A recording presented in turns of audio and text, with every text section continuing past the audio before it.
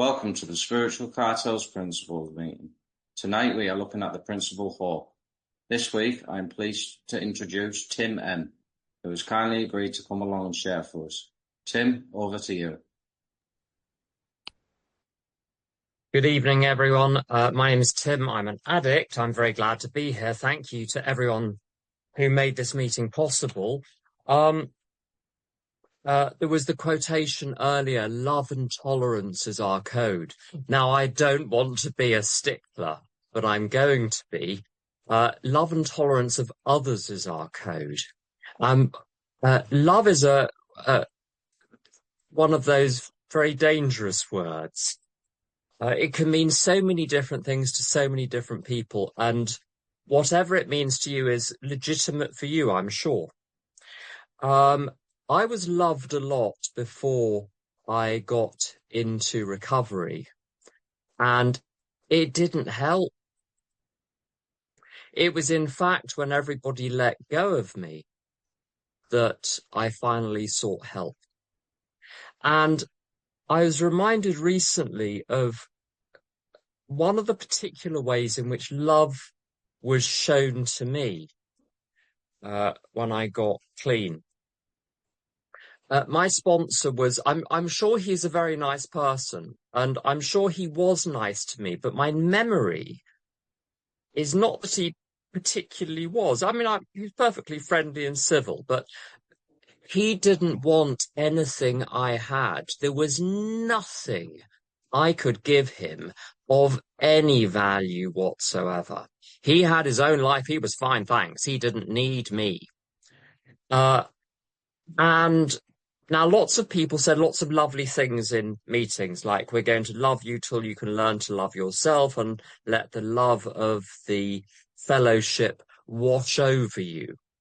And all of those things. And some people, that is water on parched ground, as they haven't been told they've been loved for a very long time.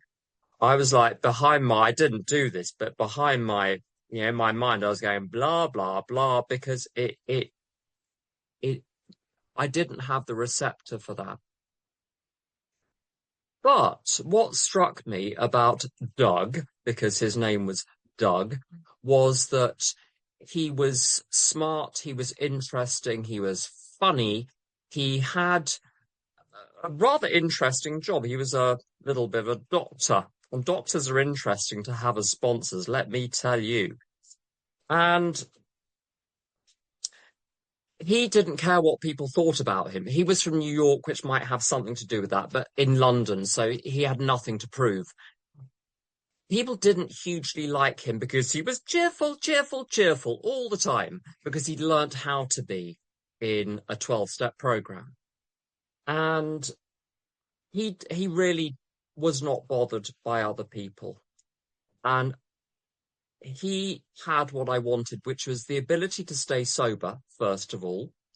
He was in his early 30s, around 10 years sober.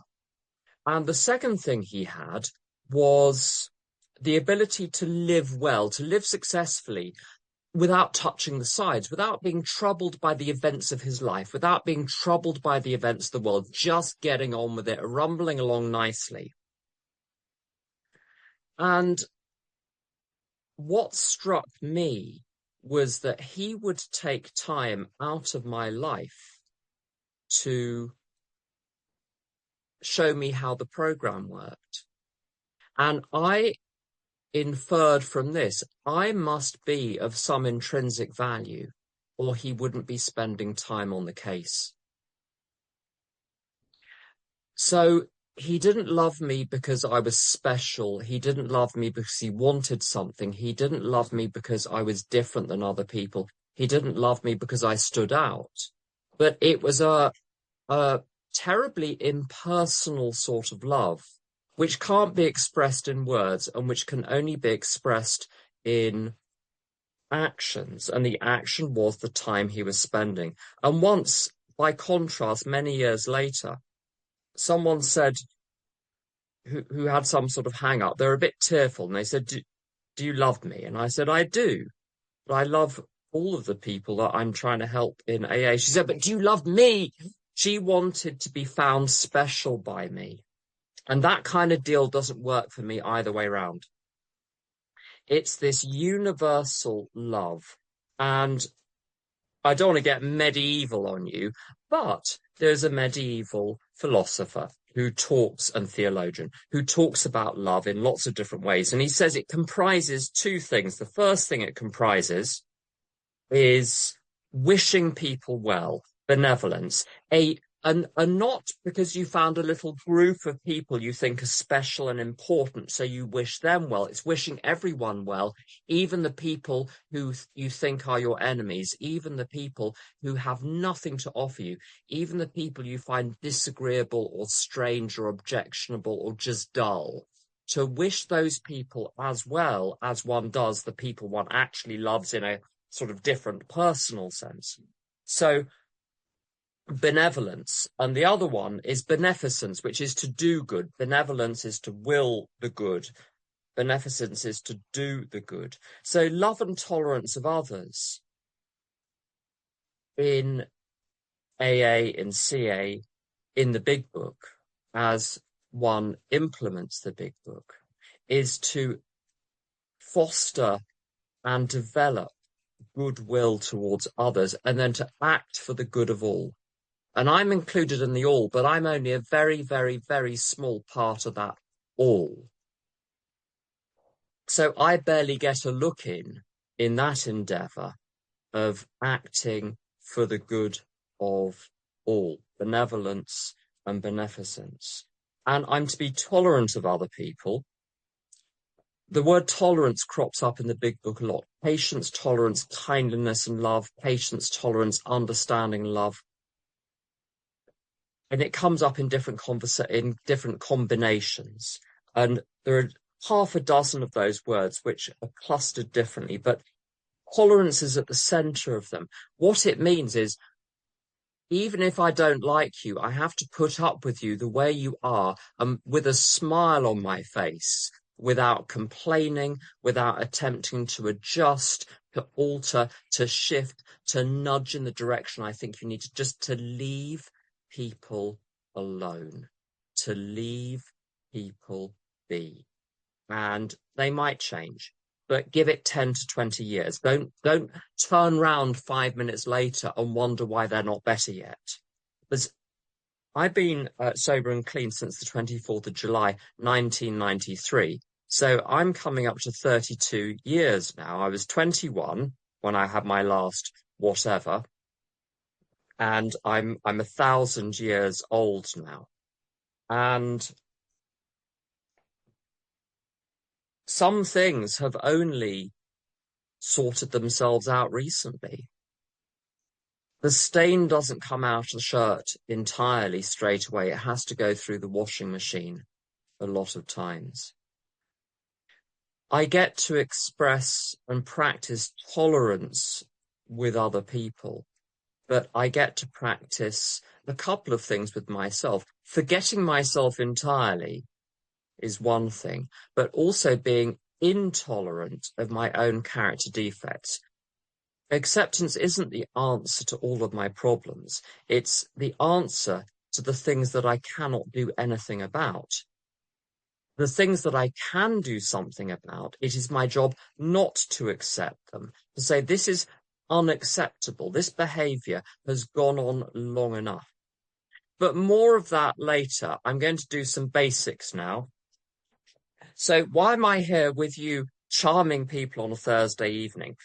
Now, I don't want to be rude, but there are other things I could be doing. There really are. I really enjoy my life. I really like work. I really like the stuff I do in my free time. There was one of those things many years ago that I think they called them memes or cartoons or something. And it was two sides, cat and dog. And the cat diary said, and the cat looked very miserable. And it was in a nice house, but it was very miserable. And it said, day 473 of my captivity. And the dog was saying, going to the park, my favourite thing. Having lunch, my favourite thing. if everything in my life is not my favorite thing, my attitude sucks. So if I'm happier away from home than at home, I've got a problem. If I'm happier at home than elsewhere, I've got a problem. My job is to find joy wherever I go, to find joy whatever I do. But there's a cold, hard truth at the center of my experience of being in recovery, and it's this. I have alcoholism. I also have addiction.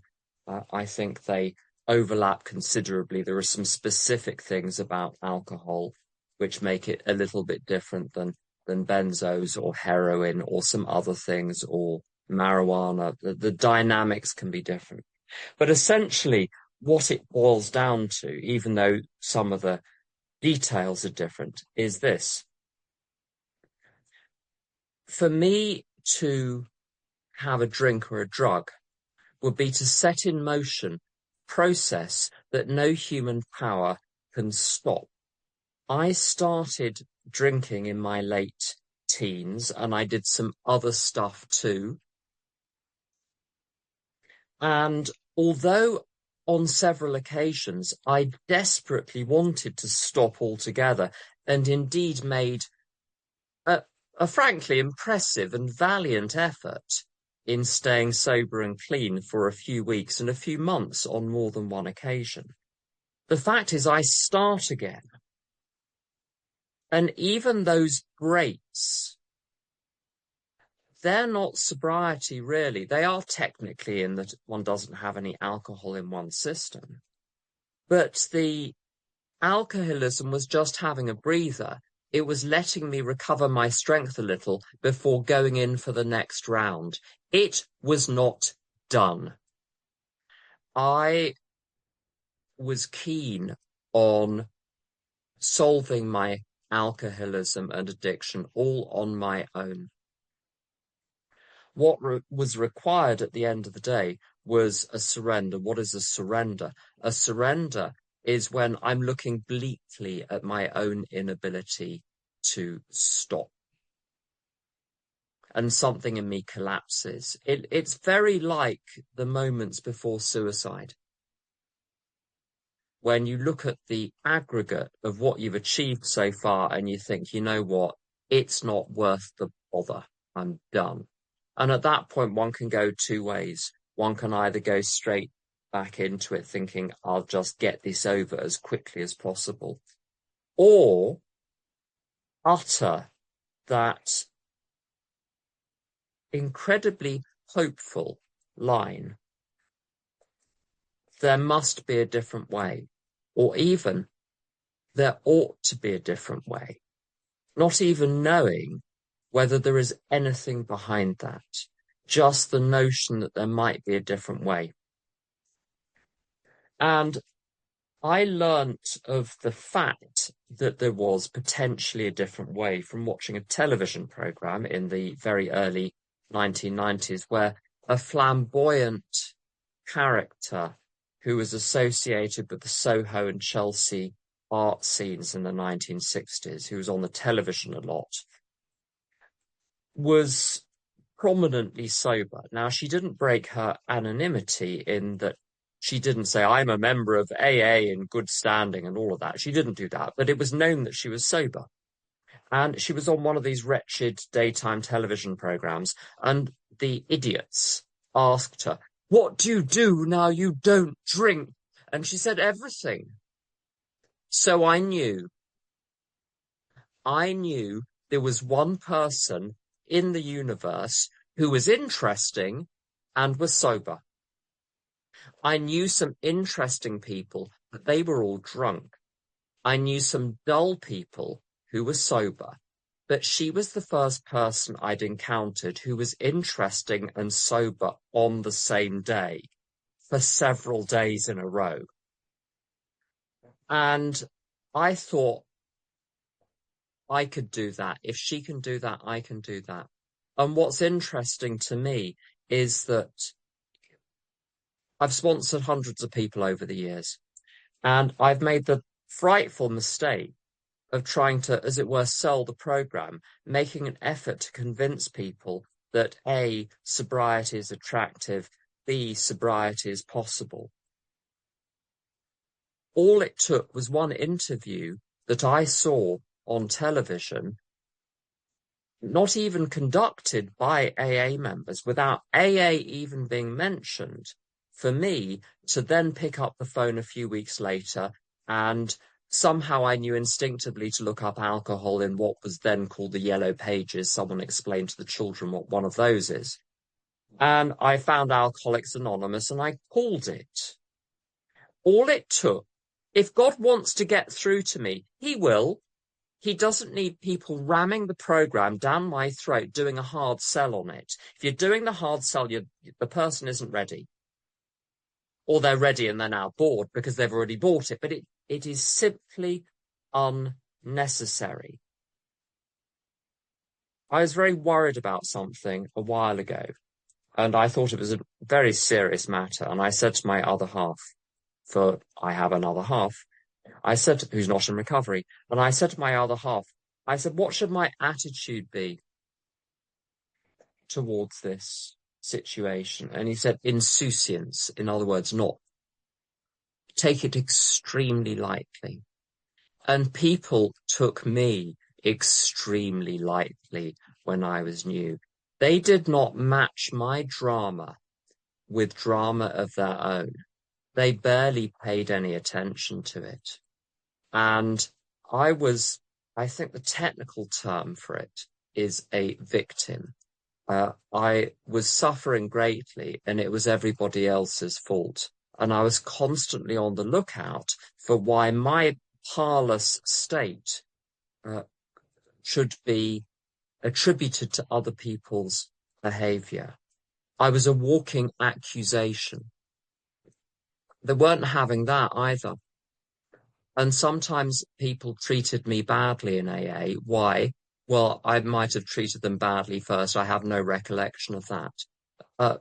Every action has an equal and opposite reaction. If I'm getting a reaction, there might have been an action which brought it about. But no one ran after me like I was an imbecile. They said, why don't you look after yourself? This is how you do it. No one rescued me. There was no one to run to. We had to work things out for ourselves. I'd managed to get through those years of drinking and coping with all of the things that being an active alcoholic and an addict will bring into one's life. I could handle people being rude to me in AA. I really could. When I was new, therefore, I had a very serious matter on my hands. The matter I had on my hands was this. If I were to drink again, I might literally never stop. And I saw people around me dropping like flies, drinking again and dying, drinking again and getting into the most frightful scrapes, drinking again and having a personality change, with the new personality having no interest in being sober. It was like they were taken over by something else. And so the urgency of my situation, I was already aware of the gravity of the situation, but I wasn't fully aware of the urgency of my situation. I needed to do something about my alcoholism right now, because if I didn't, it was as though alcoholism was waiting behind every corner and I never knew when it was going to pounce. The way alcoholism operates, this mental obsession business we talk about in the big book, it's an unfortunate term because it rather suggests that to drink again, one must be preoccupied with drinking, and that if one isn't thinking about drinking at all, one is somehow safe. One often hears people in meetings saying, well, I'm having a rotten week and I haven't called my sponsor and I haven't done any step work and I haven't been to any meetings, but it's progress, not perfection, and I don't feel like drinking, I'm not thinking about drinking, so I'm obviously doing really well. Whether or not I'm thinking about drinking now is not an indicator or a predictor in any way at all of whether I'm going to be thinking about drinking in 8 seconds' time. And the point about the mental obsession is it's not something that I preoccupy myself with. It's a thought which comes along and it occupies me. By the time it's occupied me, it's too late. This is, I think, well conveyed with the word hijack. By the time the hijack is underway, it's too late to bolt the door or do whatever it might be to prevent it from happening. By the time it's happening, it's too late. And the hijack situation, that's the mental obsession. It grabs me and takes charge. The hijacker turns out also to bring along a number of hostage takers. So it turns very rapidly from a hijack situation into a hostage situation. What does that mean? It means that when I had the first drink, I'm going to have another one and another one and another one, and it's going to go on for years. And I'm going to do some other stuff too. Might be substances, might be behaviors. It's nice to mix it up, isn't it? Keep your body on its toes. It never knows quite what's going to come down the tubes next. And the hostage situation is over when the hostage taker is done. And you've probably come across the notion of Stockholm syndrome, which is where the person who's taken hostage is under the supervision and in discourse with the hostage taker for so long, they start to take the hostage taker's side. Now, remember that this hijacker, the mental obsession that got me into trouble in the first place, that tells me that a drink is a good idea, it sells me a very persuasive story, and I buy the story. And the story it tells is, you need a drink because ... And you're drinking in order to ... The becauses and the in orders to. And I think to myself, that's very reasonable. Well, of course I should want a drink given this is happening or that is happening. And of course a drink is going to make me feel better. Now, the fact is there is no problem that alcohol can solve. There is no problem a drug will solve. If I've got a problem with a state of mind, a chemical is not going to help. It can mask it, but it can't solve it. It doesn't matter if the chemical has come from Kevin off the council estate or if it's come from a Harley Street doctor. Chemical's a chemical. If I rely on a chemical to solve a living problem, I'm postponing ever solving the living problem.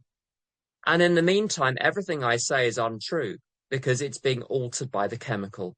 Everything I think, everything I feel is now a fraud because it's being altered by the chemical. I'm no longer in reality. You adjust reality by 1%, the whole picture is off. So the mental obsession, it doesn't just march me to the off license. It sort of convinces me along the way that it's a frightfully good idea. So Stockholm syndrome, I ended up believing everything that alcoholism told me, such that I didn't even think I had a problem for a while. But you know what the funny thing is? For years into AA, I would explain very seriously, very severely, without cracking a smile, that I drank because, and I cited all of the reasons, the emotions, the circumstances, the terrible events of my childhood, the things that I created in my life because of my drinking, which then, in a vicious circle, seemed to propel me ever further into the alcohol. None of that was true. I loved the line in the book for a while. Men and women drink essentially because they like the effect. That's men and women, regular folks, not alcoholics. Now, I thought I liked it until I didn't like it and discovered I was going to have it anyway. And I realized, well, right from the beginning, other people who were drinking and using around me were having, by and large, a very innocent time. It was good, clean, if you'll pardon the expression, fun. And they might have been a bit groggy the next day. With me, there was a terrible conflict. Right from the start, it was producing as much darkness as it was light. It was creating as many new problems in my emotions and in my relationships as it was solving right from the beginning. Actually, I did not like the effect, is the truth. Actually, it didn't solve any problems. Those assertions that I drank because or in order to was simply the story that alcoholism was peddling me in my active addiction. And when I was saying at 10 years sober, I drank because I drank in order to, that was my alcoholism still talking, preparing for the next drink. Why did I drink then? Because I'm an alcoholic. Very simple. There is a little bit of my physical brain which has been programmed by the fact of having had a drink to want another one. And it goes into overdrive if I actually have one. Very simple. My physical brain is not thinking about this. It's just now programmed. And I know that once I'm programmed as an alcoholic, once I'm programmed as an addict, that programming is stuck there. And I know this because I used to smoke ordinary cigarettes, and I didn't even smoke before I joined AA. But I started smoking in AA. It was in 1993. All of the meetings were smoking meetings. You were going to be smoking anyway. You might as well bring your own. And I stopped after about a year relatively easily. And 7 years later, I started again for reasons that were completely insane. And it took another 7 years to stop. Once the mechanism is established, it's there for good. Hard luck. Now, what was also clear was that I had had terribly good reason to put the plug in the jug forever, for years before I made any credible effort to actually do something about my alcoholism and addiction. What I conclude from this is if I were to start again, it wouldn't matter how bad it got. That would not be the thing that got me back into AA. If I start again, I might never stop. And I therefore need a buffer. I need something between me and alcohol. Now, in step one, I'm loath to criticize the wording of the step, but I'm going to. We're powerless over alcohol. What I'm really powerless over is two things. The impulse to have the first drink. And once I've had the first drink, the compulsion to drink more. It's not alcohol. The problem lies within me. The problem lies with these incredibly potent signals from deep within me, from my physical brain, which come all the way up to the mind and impel me to act against my own best interests.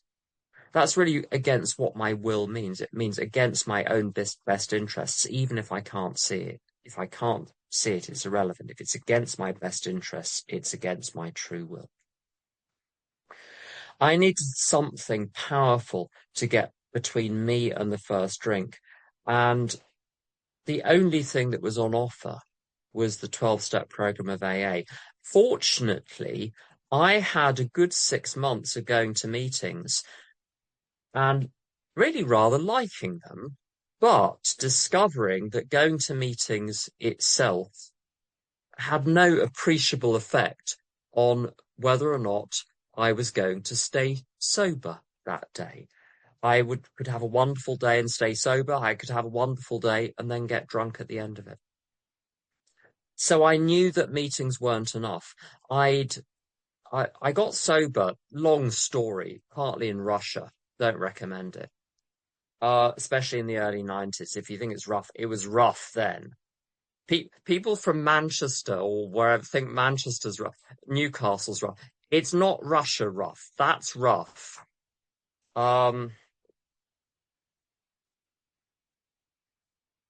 And I stayed on people's floors. I stayed on their sofas.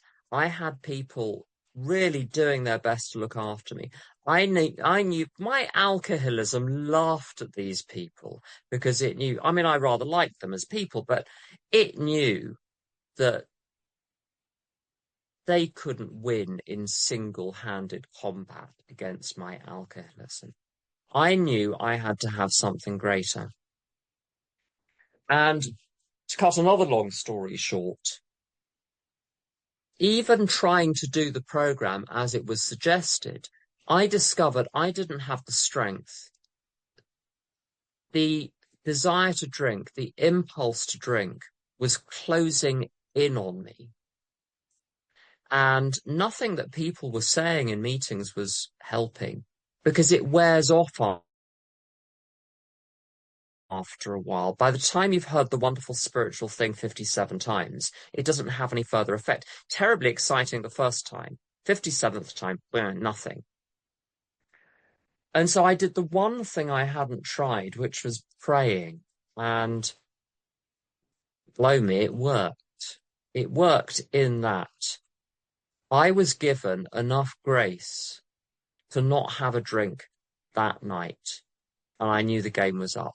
And the rest of my life of the last 32 years has been very simple, very straightforward. Stay in touch with that power. How do you do that? The 12-step program of AA is the contents of the big book up to page 164. The steps, as they're summarized on page 59, are an aid memoir. They're not the steps. Each step is very extensively explained. And the steps fall into two sequences. There's the sequence of the first 9 steps. And what that does is bring about a fundamental internal rearrangement. Then the last 3 steps provide me with a daily program. The rearrangement takes the following form. I'm going to run through the first 9 steps very quickly. Step 1 says, I am going to drink again. And when I drink, eventually I'm going to die. And I don't know how long that's going to take. And because I'm not in charge of whether or not I drink, I'm also not in charge of my life. My alcoholism is in charge of my life. If it lets me get on with my life, I'm good. If it decides to hijack me, game over. It's in charge. I'm not in charge. A boat recently ran into a bridge, and on the news report, it said the ship lost power and therefore control. It was unable to steer itself. The crew were unable to steer it because the ship lost power. Because I'm powerless, my life is therefore unmanageable by me. The statement of unmanageability about my life does not describe my life. It's made clear on the following page, on page 60. It says 3 pertinent ideas. The first pertinent idea is that we were alcoholic and we could not manage our own lives. That's one idea, not 2. Me being powerless over alcohol includes being unable to manage my life. The second is the consequence of the first. It's not about being immature or emotional or incompetent or maladjusted to life or having trouble with practical things. It's a very singular consequence of being unable, of not being the person choosing whether or not I drink, it being my alcoholism choosing. So that's a terrible predicament. My mind is fundamentally broken in that very specific way. It doesn't matter how sound it gets in other ways. There is a part of my physical brain that wants to drink, and that impulse is stronger than me. I need to never be in charge of my life for one moment for the rest of my life. And therefore, for me to live, there has to be something else. If there wasn't a God, I'd have to invent one or create one because I need one to survive. Fortunately, there is one. And I make the decision to live life in accordance with the program, the principles of the program, prayer, and the people around me who've got more common sense when it comes to my life than I have, and I've got more common sense when it comes to their lives than they have, because one doesn't have much common sense about one's own life. A friend of mine said relatively recently, he said he doesn't need anyone to give him their advice because no one knows him like himself. And I thought, ooh, that's very dangerous because I can't see the back of my head. Other people know the back of my head better than I do. Other people know what I look like from the side better than I do. I only know myself from what I see in the mirror, and mirrors are very misleading things. So my job is to live in accordance with a system with God in charge of the system. The purpose of step 4 is to catalogue the catastrophe of me being in charge, such that once I've confessed in step 9 and become horrified in step 6 and 7, I have the willingness in 8 and 9 to go and admit what I've done wrong, to acknowledge the harm that it caused, to express regret and to rectify the situation. So admission, acknowledgement of the harm, expressing regret and rectifying the situation. AARR doesn't produce a very good acronym except ah, which is how step 9 feels. So thank God one doesn't do the step to feel better. I did feel better way after the step 9, but in the middle of it, it was very rough. What that does is it frees me from the world. It reestablishes me as an individual with a boundary between me and the rest of the world. There's a British journalist about whose work I have no opinion, except for one line where he intrudes into the world of addiction and says that the opposite of addiction is connection. I don't think it is. I think it's detachment and separation. When I was drinking, when I'm in full flood, I go to Al-Anon too. When I'm in full flood in Al-Anon, I'm thoroughly entangled with other people. They're all the way up in my business in my mind, and I'm all the way up in their business in the interference and the monitoring and the surveilling and all of those things. What recovery is detachment from all of that. So I have integrity as an individual. And from that position of integrity, I can then form alliances with other people. But my chief connection is with God. And other people come and go, and one loves them very much. They come and go. What one has is God. God is the one that doesn't come and doesn't go, is always there. There's a thing which Bill says, which is, for a moment, I wanted God with me, and he came. Oh, Bill, one wants to say, he was there the whole time. You just suddenly realized he'd been there, that he was there at all, and you thought he came into your life. God has been there the whole time. It was always all right. It's always going to be all right. There was an old bloke in London, AA, who would say, people worry about what's round the corner. I'm not worried about what's round the corner. I know what's round the corner. My higher power's round the corner. And that's the truth. Whatever situation, whatever horrific situation I envisage in the future, my higher power will be there. God will be there, not my higher power. I belong to God. God doesn't belong to me. God will be there to show me exactly what to do. And I'm being prepared for all sorts of things coming in the future. And because I'm paying attention, I know that by the time I get there, I'll be prepared.